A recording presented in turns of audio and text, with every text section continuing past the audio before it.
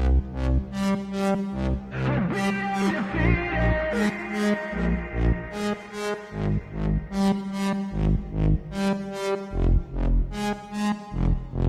hand's stable, I feel able to turn the tables. I could do this, just keep moving, keep your hands up, stupid. I feel lucid, a new viewing. I can see the end, I can see my future, I can view it. It's right there for the taking. Everything I've ever wanted, dreams are just waiting. I just gotta fight for it, willing to die for it, willing to like soreness. Hey, greetings from the year 3000, it still sucks. This is Phil J. Price, and you're listening to the Drunken Turkey Show, your one-stop for this sort of thing. Hit that button, like and subscribe. You know what to do, just like every other podcast. Just like every other podcast. What is up, everybody? Welcome back to the DT Show. I hope I sound a lot better. I hope the camera's better. I had some complaints in the comment section. I figured out what the sound issue was, and I got a new camera. So let me know if I'm coming in loud and clear for you guys. Hit the like button, hit the subscribe button. We got a great show for you guys today. We're going to be talking about the Nancy Guthrie abduction. A lot of activity that's gone on at the house today. We're going to look at some of that and, kind of discuss what that could be. I know that the FBI out of Phoenix is now taking over. And so I think that probably plays a significant role as to who was there earlier today. But we also have a special guest, and what we're going to be looking at today is a lot of the evidence. And so let me bring in our guest. His name is Steve. He's from True Crime Web, one of the smartest guys I know. Steve, welcome to the show. How you doing, my man? Appreciate that, but I hope I'm not one of the smartest guys you know, but thank you for having me. It's an honor. Appreciate being here. Looking forward to it. Yes, sir. Yes, sir. And so this is one case that has, sparked a lot of conspiracies, a lot of speculation, a lot of drama around it because of the mystery behind it. There was an abduction, and then 3 days later, there was a ransom note, and then video and pictures start coming out of a masked man that shows up to Miss Nancy Guthrie's home in the dead of the night. What has been your take on this? From the beginning, what was your reaction to the abduction and the ransom? Let's start off there. Do you think they're connected at all? Well, I first became aware of it due to you when you sent me those first images. I had no idea when you sent me the images from the front porch access point. But the law enforcement, with what the sheriff has released, that he says it's a kidnapping, abduction. Mm-hmm. And so we have to go with that they have more information. They know the ins and outs. They know the entries, exits. Hopefully they do. And they have evidence supporting his theory of what went on. And I think they've countered some claims about burglary gone wrong and things of that nature. But only, what was the motive? Of course, we don't know. Does law enforcement know? Was there a note left that night, or was there a video made of the abduction? And was there some type of verbal communications through the camera system that was still active? Who knows? There's so much speculating out there that we really don't, how tight-lipped is law enforcement and the FBI currently? Yeah. And, it seems like they have some information here recently. They put out there that they had found some DNA. Now, you and I have spoken about this as that being an interesting thing to relay that information, because they didn't relay that information in the Brian Koberger case. That was information they kept silent. And now we're finding out that the DNA that they're finding out in the house, according to some sources to several news outlets, that all but one is from somebody that doesn't belong at the house. And that one is a mixture, and they can't put it into CODIS. Are you surprised by any of this? Oh no, there's always going to be DNA. You cannot enter into any environment now and not have some type of transfer. DNA is going to be there. Even when you think about that, if he is using that type of bite light, when I saw, and I first saw that light in his mouth, and somewhere during the process, going through the house, he would have removed that light and handled it. And now we have saliva, and it's transferred to an exterior glove. And he will pocket it, but still you're going to have that DNA. Is that what they have?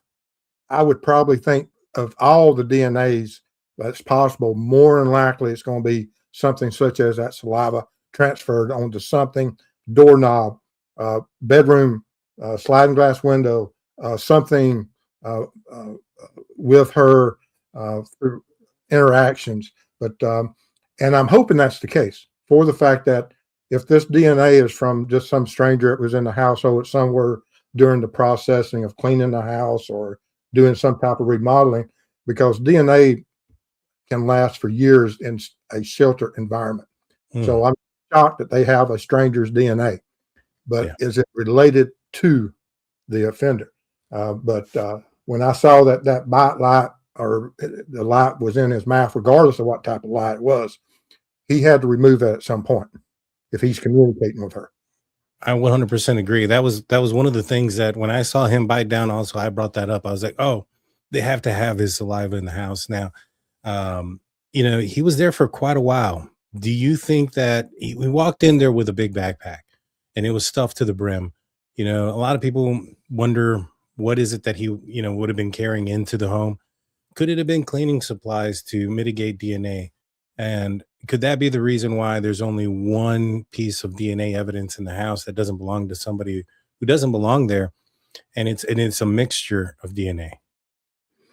I've never, I've never seen anyone transport any type of cleaning supplies and clean up a crime scene other than using what was already at the residence. We've talked about what could have been in that backpack. Could it be cleaning supplies and rags and things? I don't know. But that backpack, that's one of the points that we're going to talk about tonight, as far as being a conflict and contradiction of an offender that comes into the early morning hours, enters a residence, but has reflectors on his backpack. That's not low profile. You can be seen for hundreds of yards, an officer flashing off or hunting for you or chasing you. He's going to win the day with those reflectors.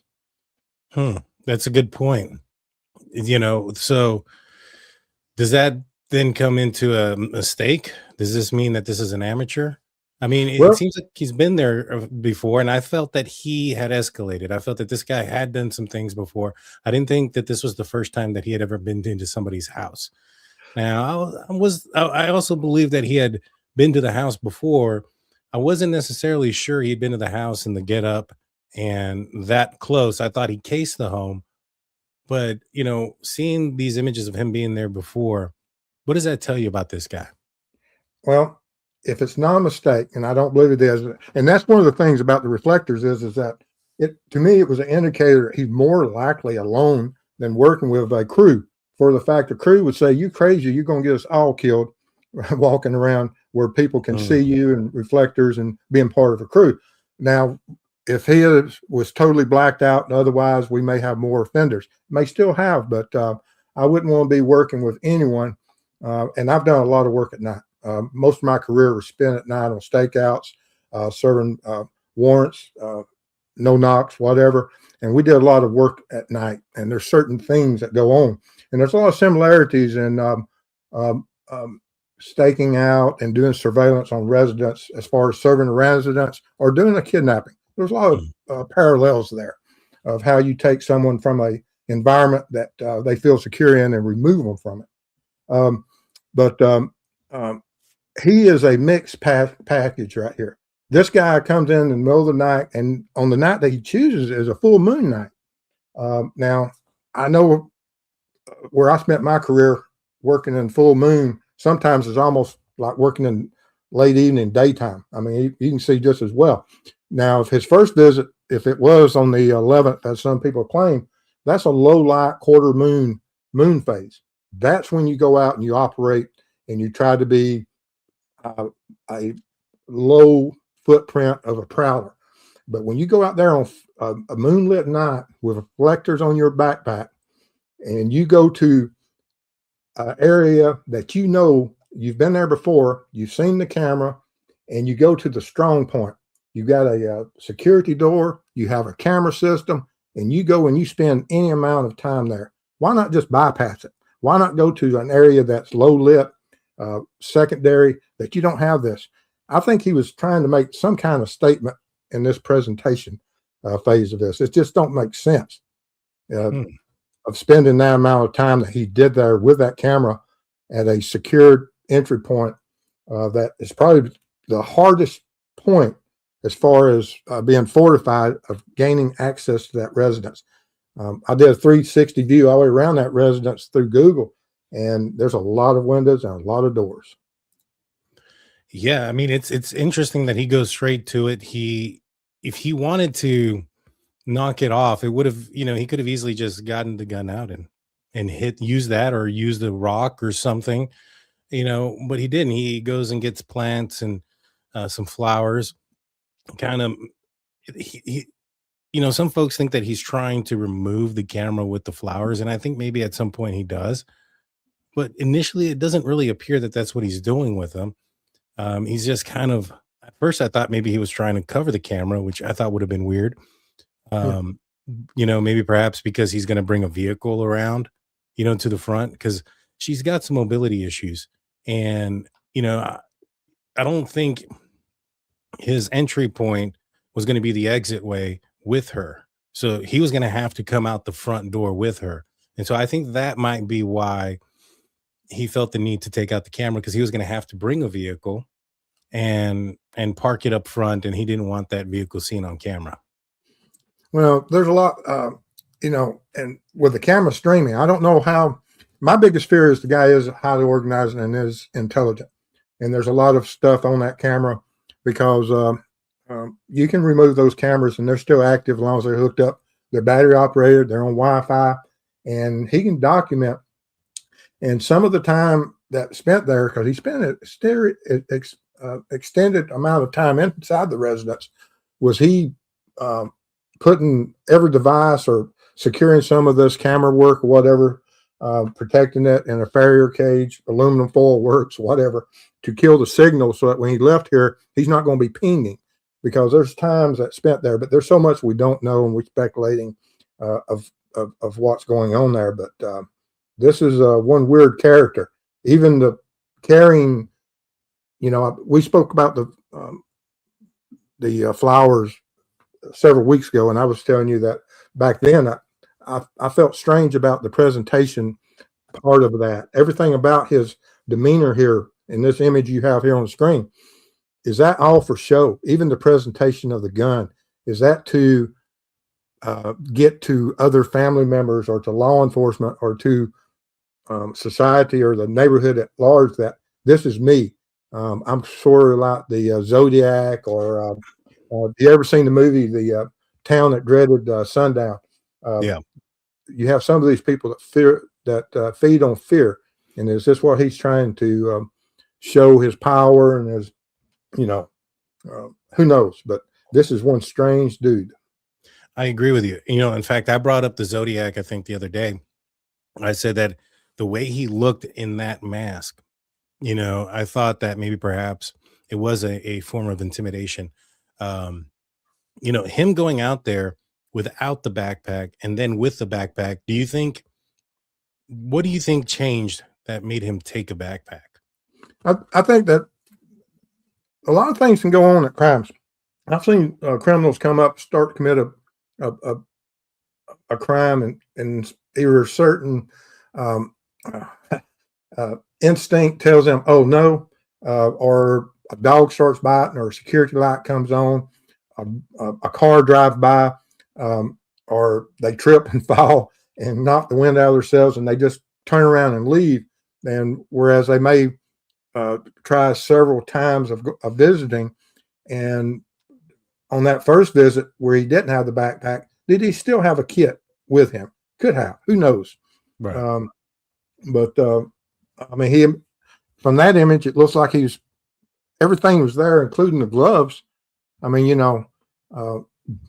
Kitting up and dressing up that much is an effort for some reason. You don't put, you can be a prowler and just wander the neighborhood without gloves on.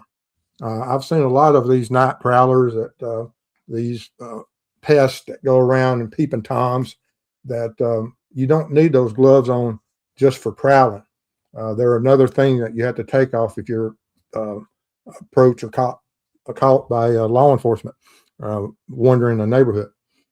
So having them gloves on is that he may have had plans that would activate it earlier, and something occurred and he backed out. Interesting. I think so too. I think maybe he had an obstacle. I think also a part of it too was maybe he was trying to see a response. If he shows up dressed like that, is somebody going to call law enforcement? Is there going to be law enforcement the next day there? If there isn't, then that should tell you that there's not a subscription, thus meaning that unless somebody is actively looking at the camera at that time, there's going to be a good possibility that the footage of him then and whenever would be erased or recorded over. Well, for that to occur, you have to have constant surveillance, and for you to even know law enforcement came out. Or you have to go do because some of that stuff law enforcement won't publicize or publish in the paper. So by going there, you're going to have to rely upon that it's newsworthy, or you're going to have constant surveillance to watch it after such an event to see if law enforcement responds. Well, it doesn't appear that they have a vehicle leaving the neighborhood, on camera or anything like that. I would assume that would have been one of the first things that they would have put out there, like, hey, we're on the lookout for this type of vehicle. Similarly, like the Elantra and the Brian Koberger case. And, I think that's why a lot of people were speculating, and even law enforcement possibly in the beginning, that somebody from the neighborhood, including maybe perhaps I think his name was Tommaso, was involved because he lived relatively close, etc. And so, if he does live in the neighborhood or if he's relatively close, that could give him an advantage to be able to watch from afar or from a close, actually. I think that there's that possibility. He also may have had some sort of dispatch equipment, whether it be a radio or Broadcastify. If I'm not sure, Broadcastify broadcasts, the dispatch radio. But if there is another app or something like that does, if he was just monitoring the daily, the dispatch, he would have heard a vehicle being sent out to that location for a suspicious person at night or something like that. So on the camera issue, I mean, I think there's limited camera because law enforcement, they had to defend and say that Tommaso and Uber driver arrived at the residence. If there's available camera footage, law enforcement hadn't released it of other people driving up to her residence, such as an Uber driver that picked her up on camera systems, or they don't have when she was brought home that night that they've released from other neighbors, or, like with Koberger, we caught glimpses of him throughout the community and surrounding areas, many miles away.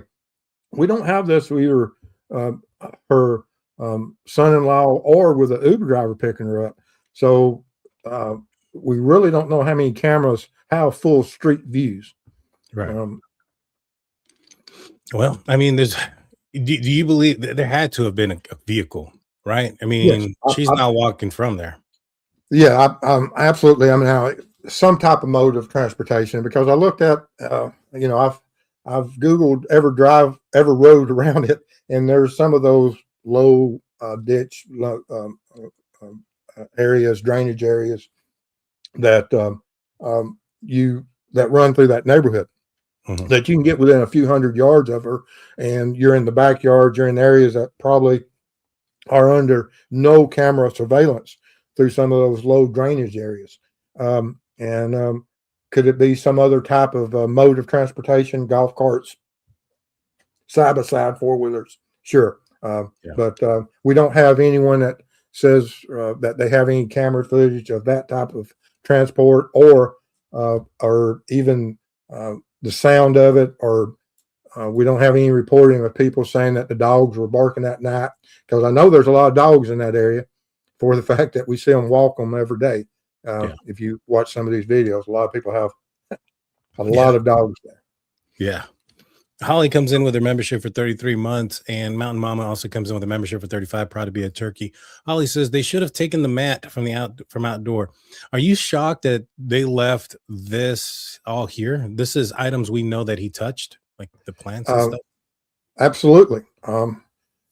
Absolutely. I can't believe they were there. I can't believe the doorknobs are there. I can't believe the locks are there. I can't,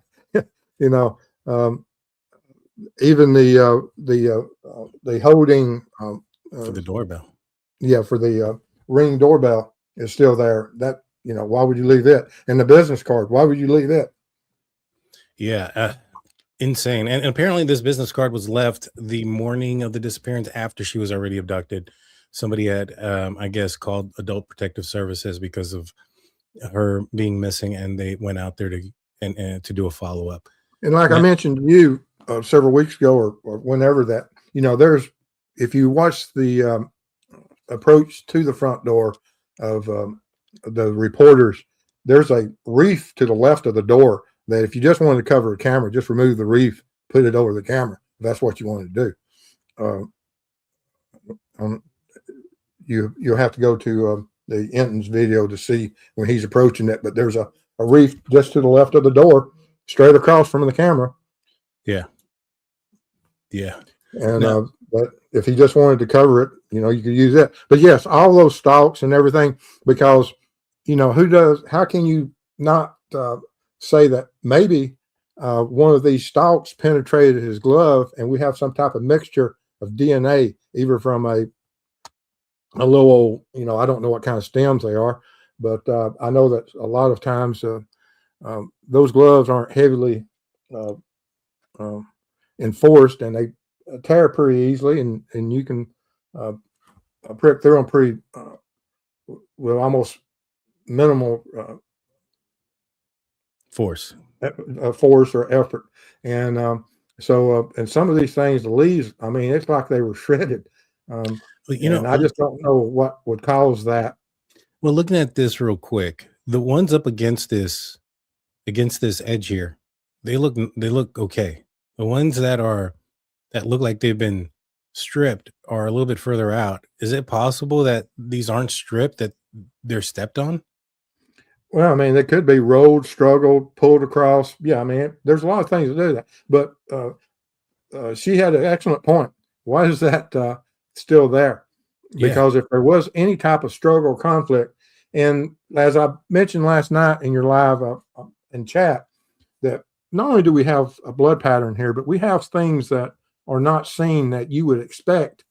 That if you have someone face down with an injury that has expirated blood pattern, what I suspect this is, it has all the characteristics of it from this image here. Where are the hands that you naturally take to an injury, or the defensive wounds that if you've been in any type of altercation, where is that? And we have these blood drops that all seem to be consistent of size, that they're from at least a minimum height of a foot or two to get to that size droplet, and they're consistent. The droplets aren't in different so much as you have 2 or 3 or smaller that could show that there are a variable, but most of them are of the larger size that shows that came from a consistent blood source that is occurring, that we have some type of runoff from some type of injury that is dropping. And we're there for, we have head movement. Is it a nose injury? Is it a busted lip? Is it a bitten tongue? We have some way that blood is dropping, and and it's there. And so we have some time spent kneeling, but we don't have the handprints that you would have that if you have a busted lip, busted nose, bitten tongue, that you normally place your hands to those injuries and you transfer a handprint to the surface. And I just don't see it. Could she have been tied? Yeah, I mean, she could have been tied, bound, held there on her knees, and that's what I expect. I don't know. Just reading the pattern makes no sense. That's expirated blood, but we don't have handprints. The expiration, to me, the cluster seems really close.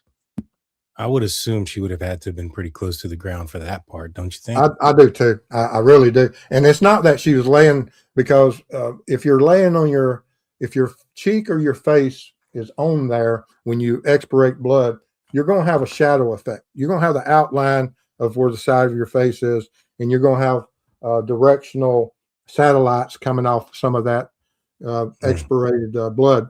All of us at some point in our life, we've coughed or sneezed on our computer screen, our window, or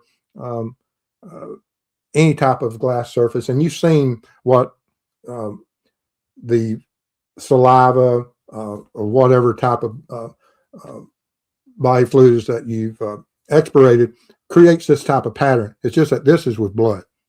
Yeah, it definitely is. I want to say thank you really quick to amazing. Thank you, Jeepsy. Jody coming with $49.99. I'm so happy to catch you live tonight and show my support. I love an amazing gaggle of tricks. Thank you so much. We appreciate you being here. You guys are great. I also have linked. Thank you, Sirius, for linking Steve's channel. Please, guys, go follow him. So how long do you think, if this is all coming from the nose or mouth, how long is she facing down? It doesn't, I don't see, do you see directionality, like movement? Yeah, I mean, they look 90 degrees. They're almost absolutely circular. And so if you've got a single injury, say it's the tip of the nose, and because blood droplets have different sizes of what they come off of. Right. If it's off a knife tip versus a fingertip versus a cheek or whatever drip point is, that has part of the pattern analysis you have. But there does that if you had say a busted nose and you're wobbling or you're on your knees and you're moving around, you're going to have those droplets such as this. And so was she there 20 seconds, 30 seconds, 2 minutes? All of that could be how many drops. Because blood, the viscosity of it and the surface tension is what makes these droplets break away at similar volume and create similar size blood droplets. And that there is the anomaly. Is that a shoe print or what is it? Is it part of his glove print? Because if you look at the crinkles in his glove, is that part of it? Yeah, I mean, it's a small. Yeah, it's small. I mean, you're probably looking at 2 or 3 inches. Is that the side of a palm? I don't know. Yeah, we just don't have the, it's pixelated. You can't tell. I mean, maybe it could be a lot of things, but it's weird that whatever it is, it didn't impact these two on either side. Yeah, and is that by chance or what? Don't know. Yeah. I don't know what that is either. That bothers of all the other things. Now, when you have the skeletonized blood droplets, they occur when a droplet occurs, and then it sits there for whatever time period, and then the wetter portion of the interior is has contact, could be with a tissue, but now this could be from processing collection of the crime scene gas. I don't know. Good point. That we have these skeletonized droplets. It could be from the next days when they took them. And I'm sure they processed that with everything, although you don't see it. I really don't see where we have a lot of different types of processing. Did they luminol it? I would have been thinking about probably removing them, Yeah. and they chose not to. They chose to leave it that way. Strange. If the only thing they did with this blood was just test it to see if it was Nancy's, is that a mistake? Well, I mean, you got so many droplets. We don't know what, because you can have a mixture of blood droplets on the front porch from a offender and the victim, and you just don't know which one is not. And you've got to test every drop. Yeah. Makes sense. Makes sense. This doesn't appear to be a fatal injury to you, correct? No, it's not. You asked last night if was it arterial. No, when you have arterial, the volume of blood from anything that's pumping, such as an arterial, there's going to be massive quantities of blood, and it's going to look like a graph chart. It's going. You'll see the volume, and it'll on any type of surface. It will fluctuate from the heart pressure, the beginning of the pump of the heart to the next pump of the heart. You'll see it increase in volume and pressure, and then decrease. Yeah, that makes sense. This is just so, it just stumps me, because like it appears that they went in this direction. Well, now let's say that she's on her knees, and she has a injury, and she's bleeding from the nose, and she just rotates 45 degrees, and you still have the same blood droplets. Gotcha. Yeah. That would make sense. My initial thought was that they started heading out to the left, which, I'll be honest, when I looked at the this video here, and let me pull it up real quick. The video. So let's, if they're walking towards the right, if that's what it is, I mean, you could be very well right. All she did was just kind of change her positioning. But let me see when he's actually, if they show the clip where he's walking up.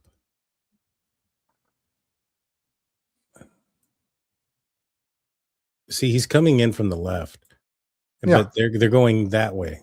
The blood's going this way, but he's coming in from this way. I always felt that this is staged. I don't think he was coming from this direction.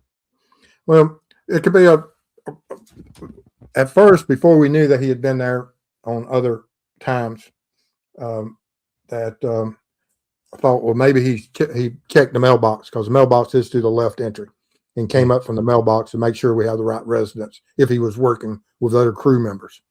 Right. And like I said, my biggest argument against other crew members is you don't want to work with someone that stands out like a sore thumb with reflectors on. Right. This makes me feel that the guy wanted to be seen. He that's part of his adrenaline junkie. I'm here on a full moon night. I got reflectors on. I'm dressed out. I have my gun, and it's all for show. Yeah. So if he's doing it for show, has the gun in the front, this is for terror. What kind of, this doesn't sound like a guy that's about to commit an abduction for ransom. This sounds more fantasy driven if he's doing this for show. What do you think? Well, same thing could be said for Zodiac. Middle of the day, puts on a hood and attacks 2 victims next to a lake.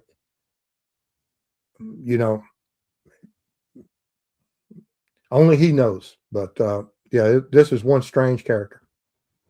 Yeah, he is. And to me, like I said, if this is show, this is fantasy driven. This is sexual in nature, possibly. Maybe not towards Nancy, but I think maybe he had a obsessive thing towards maybe Savannah. But again, that's just 100% speculation at this point. To me, I don't think that if you're going in there and your goal is money.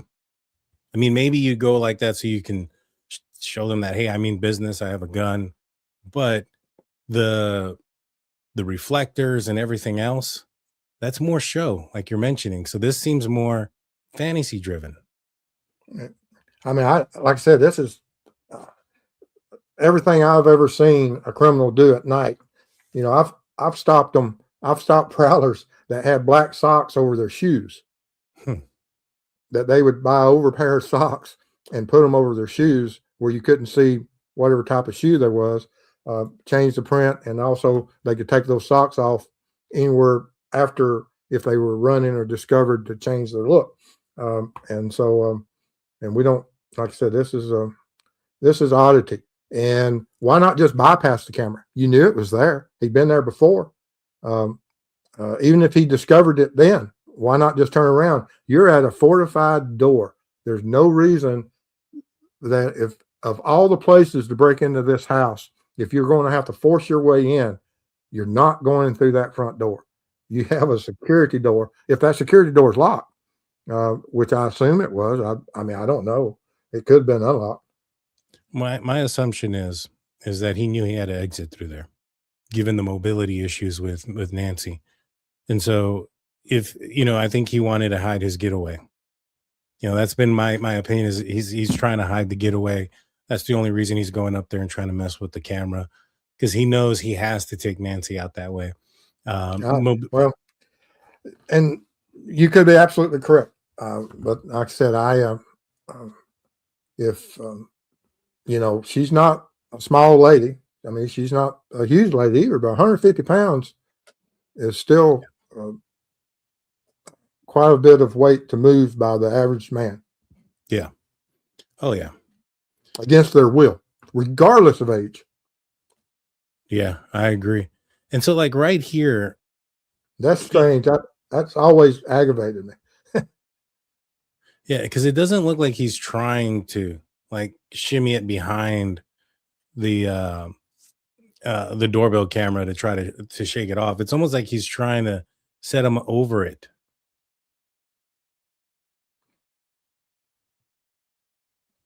Yeah, he's just standing there looking at him. Now, I think he's wearing a set of cloth gloves underneath. It's possible. And you had a good point last night. There, even Searchy crime scene, they have soft cotton disposable gloves that you can wear and you can put on under those gloves. Absolutely. Yeah, I think that's what it is. It's just too thick. Even if you put 2 latex gloves on, and the amount of sweat that comes on if you're wearing 2 latex gloves, that's a tremendous amount, especially handling the flowers there. Wearing a cloth glove underneath will kind of absorb that. So that way if it does tear, you're not going to be dripping it out of your glove. Generally, when I process crime scenes, I wore a minimum of 4 layers. Oh, wow. For the fact that if you're processing crime scene, you're having to change gloves out. Once your hands become sweaty after the first 2 minutes, and you try to put on another set of gloves, it's absolutely impossible. Whereas if you keep at least 2 pair of gloves on underneath, you can exchange those outer layers. You can peel off 1 or 2 layers. You can actually put on 3 or 4 layers, and you can process a piece of evidence, take the outer layer out, process a piece of evidence, take the outer layer off, and you can process 2 or 3 items before you have to re-glove up over your initial bottom layer of gloves. See what I'm saying? Because you can put multiple layers of gloves on easier than over other gloves than you can over sweat or wet skin. Yeah, 100%. And what does that tell you about this guy? Does that say that he's done some studying? Do you think he's got some experience? Do you think this is just his research? Well, I wasn't surprised by the back door being open and left open. I mean, there's a couple reasons why you'll have that. Do you have someone that has a criminal past that was trapped in a house at some point during a burglary or other prowler event and needed a quick getaway? And we leave that back door partially open even if that's not point of entry. Even if you came through a window, they'll go and open a back door for emergency egress that we have to get out of here. They've been in panic before where they couldn't get out that point. Regardless of whatever type of entry was made, or did he gain entry that night and earlier, and was he even in?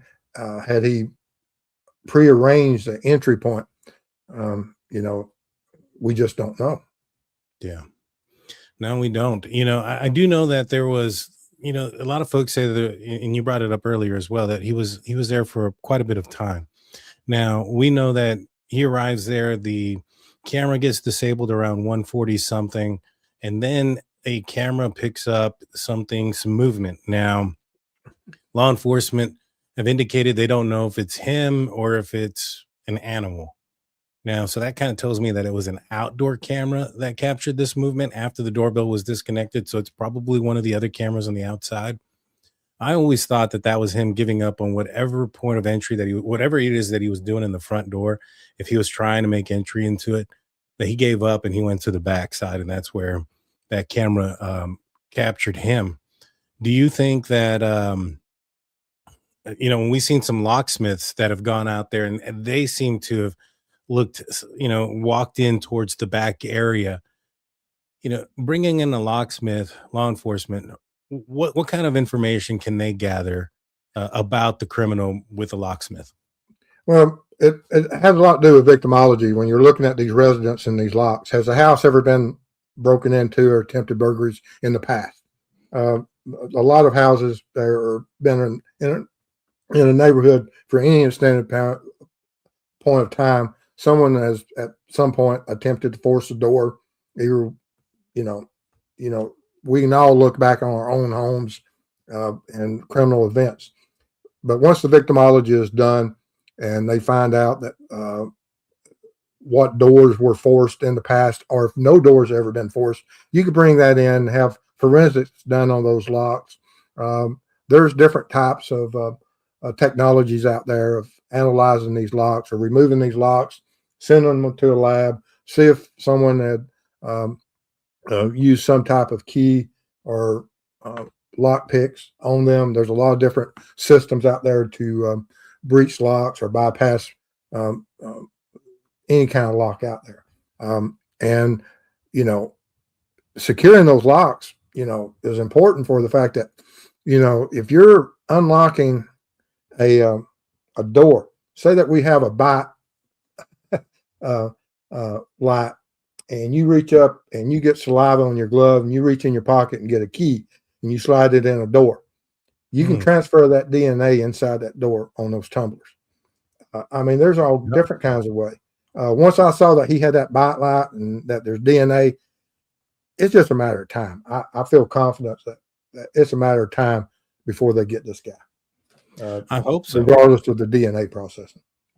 I hope so. I think that there's certain labs that can, separate the DNA from a mixture, and they'll do the IgG, and they'll end up catching this guy in the end.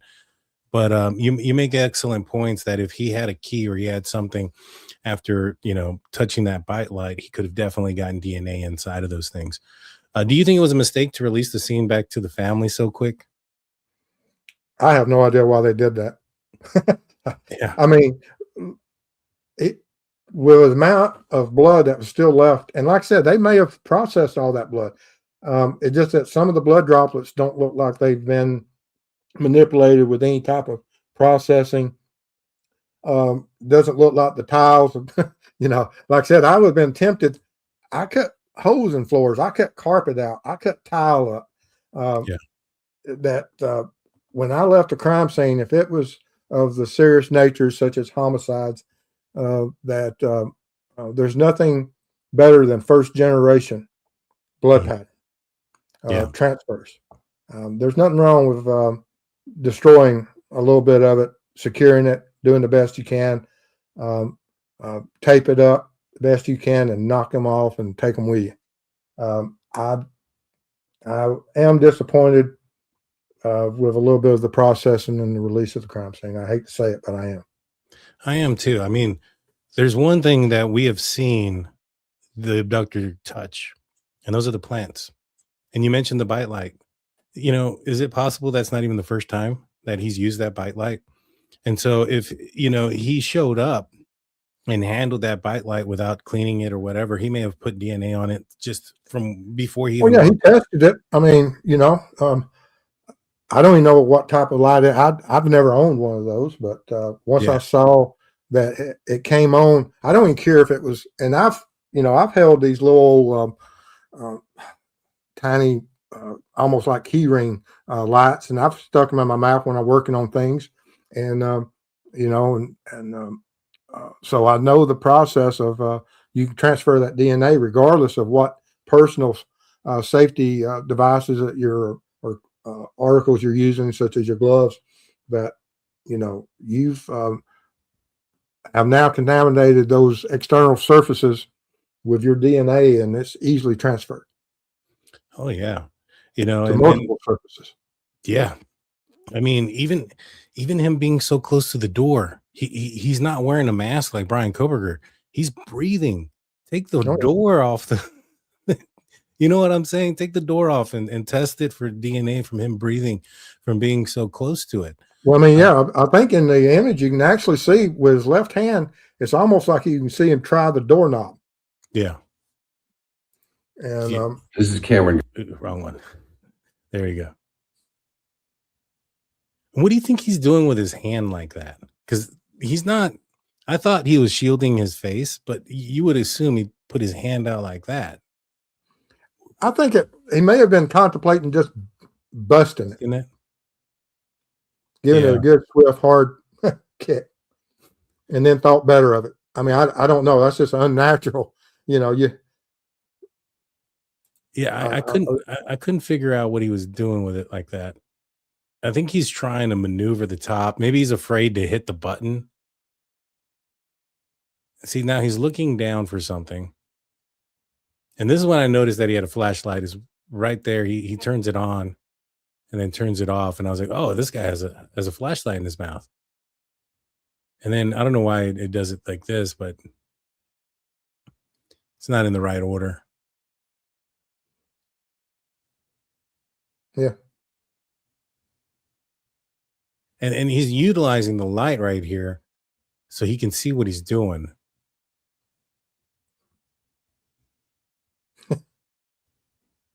I mean, if anybody passed by, they would have seen him so easily.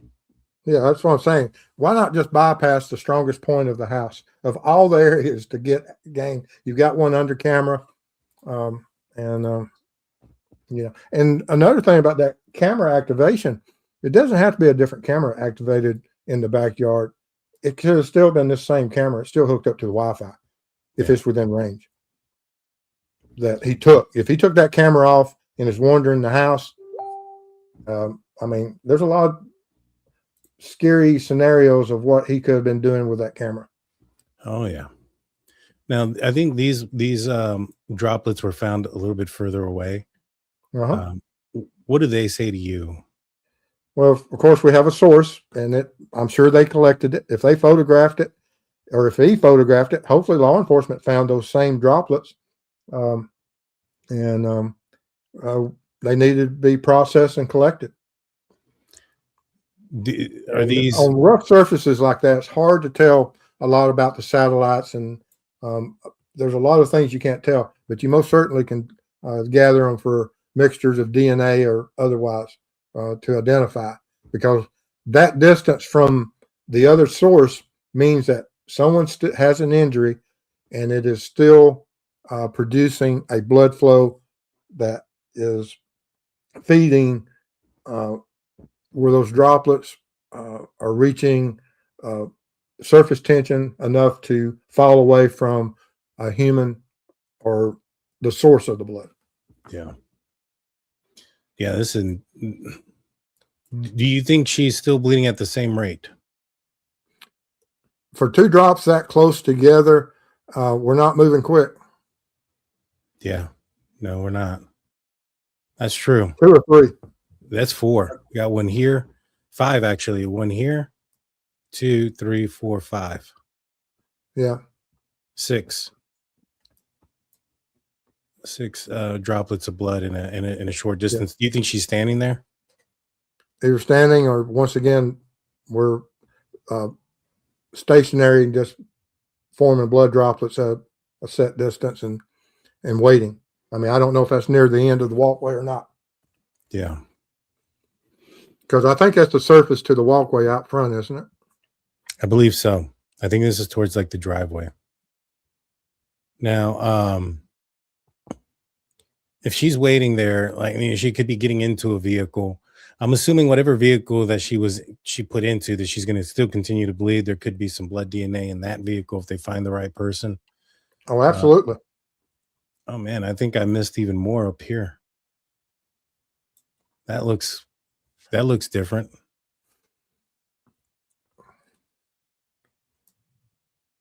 I don't know. She must have been standing there for a minute. Standing or kneeling? Yeah. Let's see. That was not related. Do you think he's wearing glasses under here?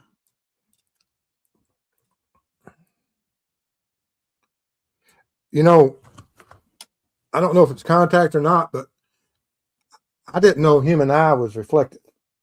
Mm-hmm. I mean, are those contacts? Could be. For the fact that, like I said, night vision, animals that have certain cones are the only ones that reflect light. And that's not normal. So do you think that could be glasses in front of it doing glasses or contacts? I'd more with contacts. And so do you think this is like an eyebrow? Or is this possibly another mask underneath? I don't know. But it could be glasses. There's something there because, like I said, I do not believe the human eye it reflects. Yeah. I've never in my life, I'm trying to think, have I seen, you have what is, now I think you can get what, red shine or something that occurs. Yeah. And now it could be some manipulation of them, that this is what that is away from that. But if it's white light, I don't think that occurs. I've seen it where people get red eye or something when you used to take pictures with them. Yeah. The red eye stuff that happens quite often, but you're right about the reflectiveness. That's interesting.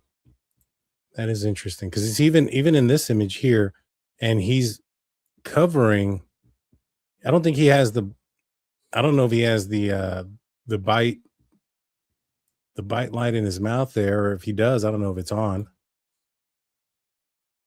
And his eyes are reflective in this image here as well. Yeah, there's like I said, I don't know if it is red shine. There's a term for it, and I can't remember what it was, but they used to see it a lot in old photographs with flashes. But I would think that if there were full glasses, that you would have more of it wouldn't just be centered on the pupils. That's true. That's true. That makes sense. It could be the contacts reflecting. If so, then we're looking for somebody that probably uses prescription glasses or requires prescription contacts. The only reason to be wearing contacts at night.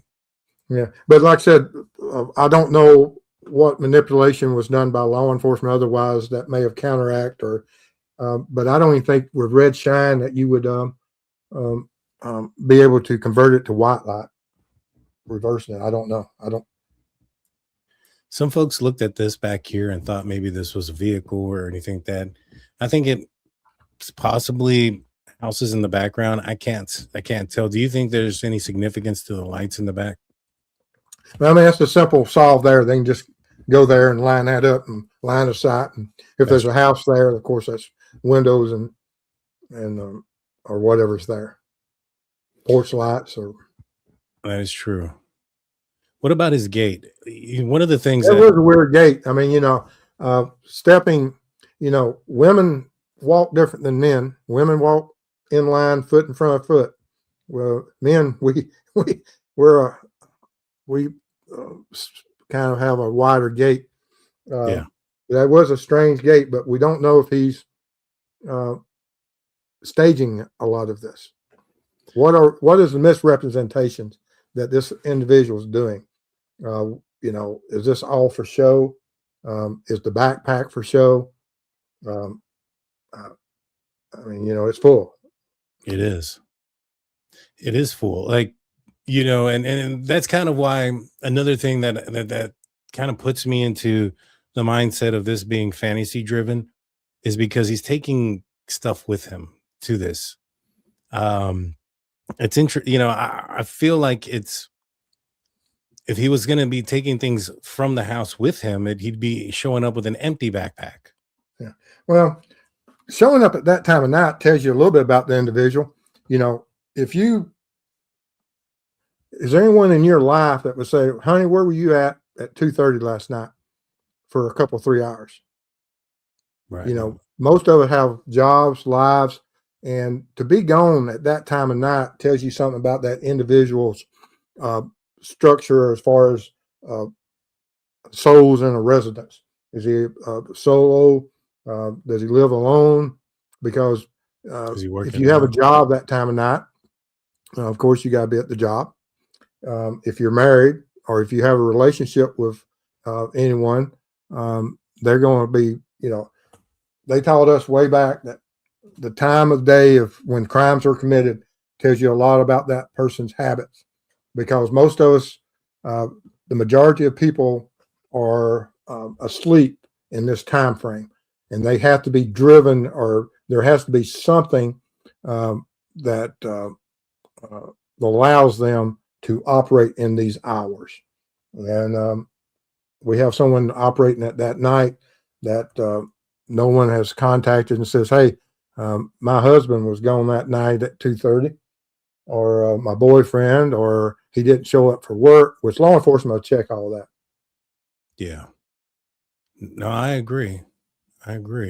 That does say a lot about him. You're right. I mean, to me, that kind of throws out a couple of things. Maybe perhaps if he does have somebody at home, which I don't think, because, unless he has like some secret cabin out in the middle of nowhere, where's he taking Nancy to, outside of his residence? Yeah, you don't abduct someone without plans of transporting them to a second site.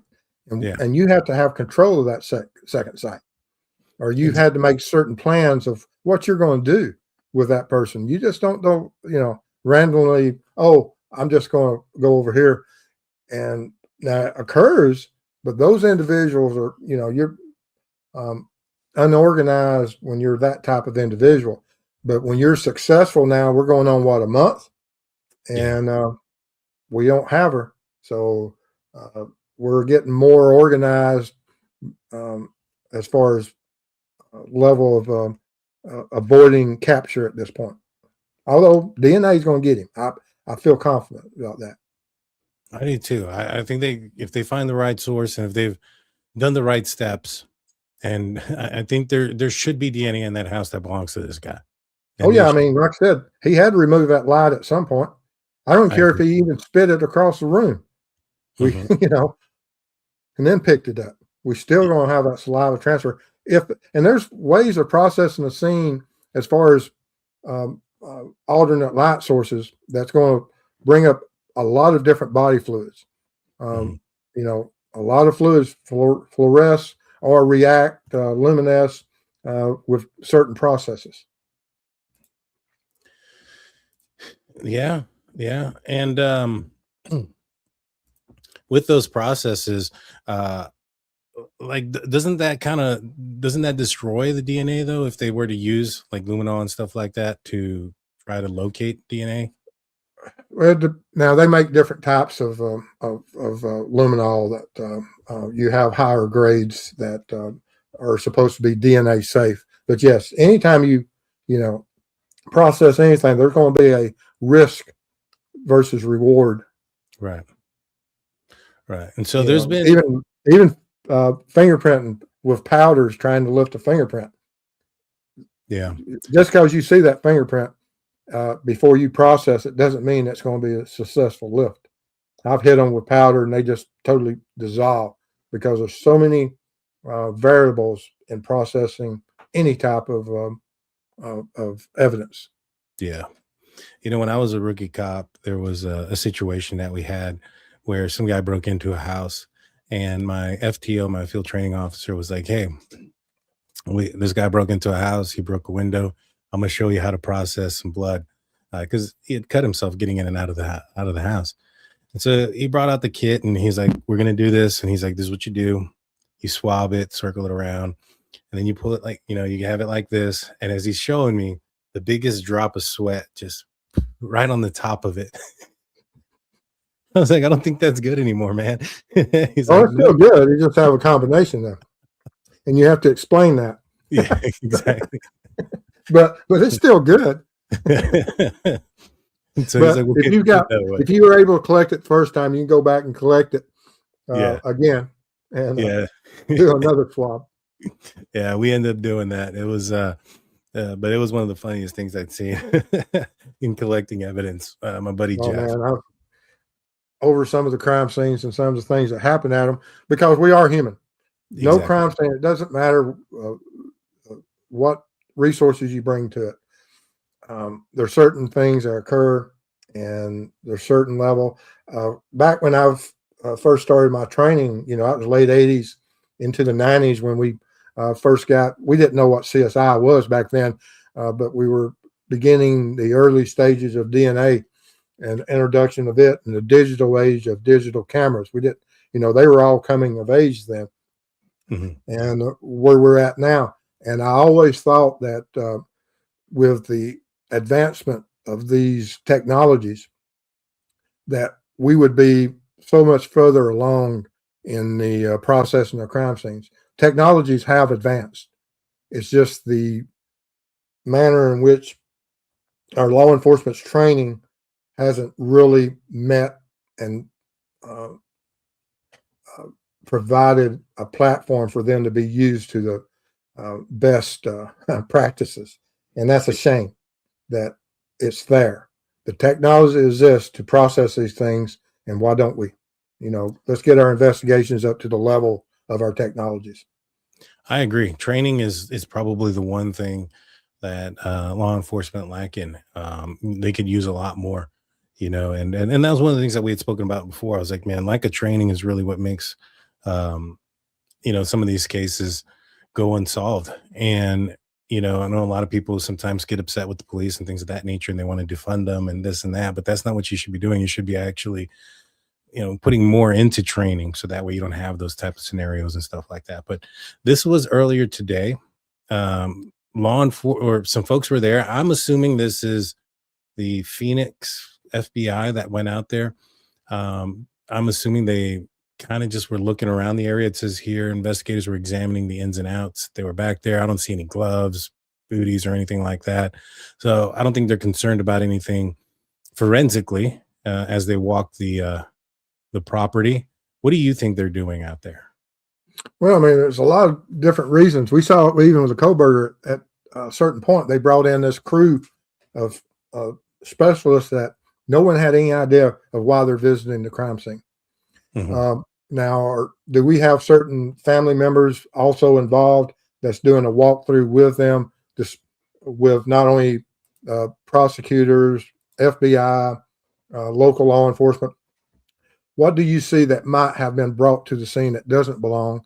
What has been taken that we don't know about? Because I'm sure that in the early stages, or I'm at least hoping that before law enforcement or the FBI, they did some virtual walkthroughs showing family members, this is this room. Is there certain things been disturbed or moved? That when was you at this residence last? Because you can do still photography, but also now we have technology for virtual walkthroughs. And now we brought the group in here to see it firsthand. Is this a stepping stone towards prosecution, that we're going to see what decisions have to be made, things that we might have missed, what needs to be processed now? There's a lot of different reasons for the upper admin being there, people dressed in this manner. Yeah. And, you know, I know some folks were kind of speculating that maybe perhaps the prosecutors being there, they might have a suspect, you know, prosecutors being their suspect. I don't think so. More possible, but I don't think that's necessarily a dot you should be connecting. In the Brian Koberger case, Bill Thompson was out there early on before they had Brian Koberger's name. So I hope they have a suspect in mind, but the prosecutor being out there doesn't necessarily mean that they do have a suspect. I know that was something that was being spoken about.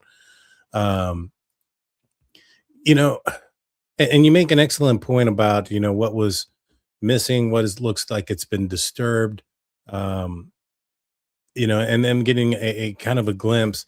Now, I know that they allowed the pool cleaners to go in there and clean the pool. Do you think that was also a mistake, or could there have been anything that they could have gathered from that?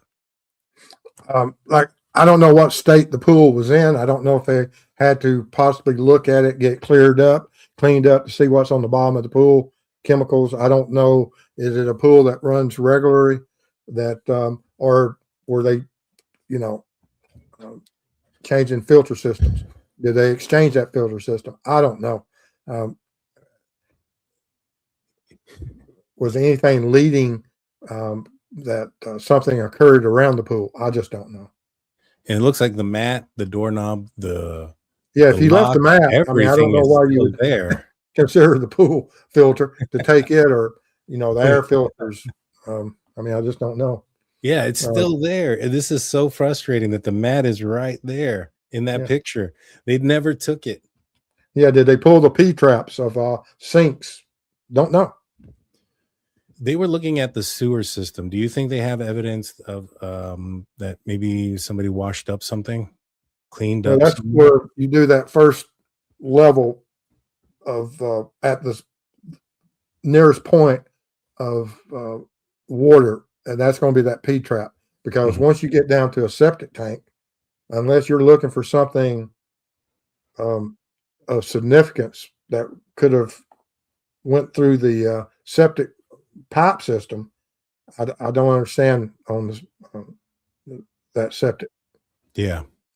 I was wondering if maybe they thought that something was used, maybe a disposal. You know, they disposed of something. I don't know. You know, it was weird that they were going through that. And I see the point where, as you might say, well, do they have images of him, back of him leaving, and he doesn't have his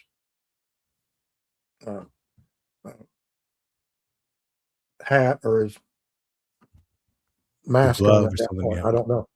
Or gloves are gone. I don't know. Yeah. And so there was a couple of more things before we get going I wanted to show you. So that was one thing. And then here's this. It says your guy carrying a backpack back and forth to the white SUV parked in Nancy Guthrie's home, footage provided. And so a guy was running around back and forth with a backpack. I don't know if they're trying to, if there's something they have in the backpack, or if they're, he's not wearing it. So I don't think he's trying to do some sort of timed runs or anything like that with a backpack. Anything in your mind of what they could be doing with a backpack going back and forth? I travel the country working cases, and I carry 2 backpacks everywhere I go. Don't know if it could be anything. Yes. Could be anything. And then lastly, some folks are looking at this. You know what? Let me pull up I have an image here. Let me pull up the image. In fact, give me a second. There it is. So that way I can zoom in on it. This was picked up on a drone. This was looking into a sliding glass door. There appears to be a rug. And I think some people are saying that this is like a comforter. Savannah Guthrie mentioned that she believed that her mom was taken in the dead of the night out of her bed. I don't know where her bedroom is. I don't know if her bedroom is in this area. I don't know if she was staying over here. I don't know if this is the master bedroom. I have no idea. But if this was where she was at, could that be a sign of a struggle to you? Well, if it is, it shouldn't be there. That's true. You would expect this to have been gone a long time ago, like the mat. I mean, and the mattress and the bed cover, everything on the bed should be gone. I agree. So, this is probably something unrelated, maybe that law enforcement did. Could that be? I'm thinking that's possible there. Then it's probably unrelated. Maybe law enforcement was moving some things around and it made that appearance. But yeah, you make an excellent point there that if it was something that was, everything in her room where she's sleeping, I can't imagine it's there. I can't either. I know that one of the things, and I want to get your thoughts on this, was there was a search made on a guy named Carlos, and he was, I think, interviewed for 5 hours. He ended up releasing some of that search warrant information, and it appears, now I haven't seen it myself, so I can't say with 100% certainty, but it appears that some of the things that we're looking for were Miss Guthrie's medication, that they believe that her medication may have been taken. Do you think this person was trying to, if that's the case, he was trying to keep her alive? That may be why they're checking the septic systems to see if he flushed them versus took them. Interesting. That's an interesting point. That is an interesting point. Yeah, somebody's saying that is the floor mat in the guest house. Not even sure if the guy made it in there, but yeah. Yeah, maybe he did flush them. I didn't think about that. That's a good excellent point. But if they didn't find any evidence of that and he ended up taking them, do you think that's evidence of him wanting to keep her alive? Yes. Okay. And so kind of goes back to, it's either one or two things: ransom, abduction. Now, I think that the whole stuff that came from TMZ and stuff like that, I think that was just a scam. I think that was somebody trying to take advantage of the situation. I think if somebody truly did have her, they would have contacted and she was alive, they would have contacted Savannah Guthrie and her family right away and said, don't call the cops. This is what we're going to do. I wouldn't be surprised if that was the plan. And then maybe she just succumbed to the whole ordeal and she didn't survive it. And maybe that's why we haven't heard anything like substantial from the real person. Or this person, again, had some pretty evil thoughts and wanted to take her with them. I mean, those are the only two options that I can think of off the top of my head. What are your thoughts? Yeah, I mean, you're dealing, and that's just, the motives. There's so much speculation about the motives, but the sheriff has always defended that she was abducted, kidnapped. And there's a reason he's standing strong on that point. Yeah. And so he probably has a better understanding, hopefully, than we do of what that motivation is. And it's one or two, monetary or the other non-speakable. Yeah, exactly. Well, Steve, I want to thank you so much for joining us tonight. It was a pleasure talking to you. You're a wealth of information. Want to let everybody know where they can find you and what you're doing now? I still work, our foundation. We travel the country, work cases for families at no cost. Try to assist. We have certain cases all the way to the West Coast, up north. But we, try to help these families because there's a lot of cold cases out there, a lot of missing persons, and we try to assist as much as possible. Although I'm not doing as much now as I did several years ago, but we're still out there with the foundation, True Crime Web Foundation, trying to assist these families in bringing awareness to their cases. Everything from making pins, mirrors, and things for them to hand out for these search parties to going to work these cases and see if we can't find some answers and give some hope to these families. And but like I said, not as active now as I was a few years ago, getting old, but still out there moving about. Well, you're doing some great things, Steve. I want to say thank you again for being here. We'll do this again soon as more information comes out. I don't know if you've looked into the Celeste Rivas case, but that one's pretty interesting as well. Severed body parts put in a cadaver bag we found out earlier today, which I think kind of leads to some sort of psychosexual fantasy of this guy who may have committed that crime. You know, and a lot of premeditation to utilize a cadaver bag versus, you know, a hefty trash bag to transport some of the pieces of the body. So I'd like to get your thoughts on those, but, you know, I want to say thank you again. And we'll keep in touch, my man. You have a good night. Thank you. Yes, sir. Everybody else, you have a good night. Thank you. Hit the like button, hit the subscribe button. I have my morning show in the morning, and if anything breaks, you'll see me in the evening. Without further ado, we'll see you guys later. Peace out, y'all.